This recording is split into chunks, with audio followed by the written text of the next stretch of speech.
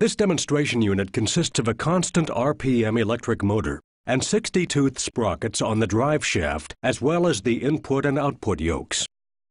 When there is no operating angle on the U-joint, the output yoke of the driven member, the U-joint, and the drive shaft all travel together at a constant speed. Watch the tape on these sprockets and listen to the sound the card makes as the drive shaft rotates at the same speed as the output yoke and U-joint.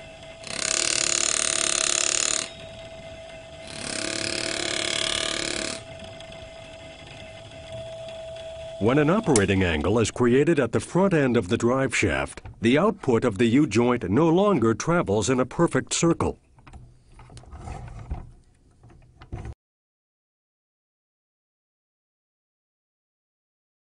Instead, it travels in an ellipse. This forces the drive shaft to speed up and slow down to keep pace with the rotation of the output yoke, creating torsional and inertial vibration. Watch the tape and listen to the card.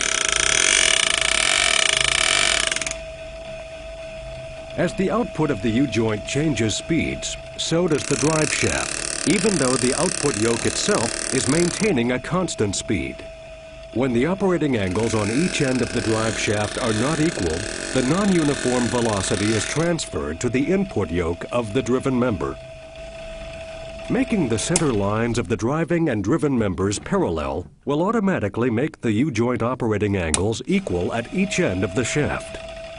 With equal operating angles, the non-uniform velocity of the front yoke is canceled by the non-uniform velocity of the rear yoke. This causes the output of the rear U-joint, the rear yoke attached to it, and the driven member to rotate at a constant speed. This is what we want, a constant speed into the driven member. Earlier in the program, we talked about phasing. Drive shafts that are not in phase do not rotate at a constant speed. Even when operating angles are equal, improper phasing can create a non-uniform velocity in the drive shaft and a torsional and inertial vibration. This is why Spicer recommends marking the components of a drive shaft before taking it apart.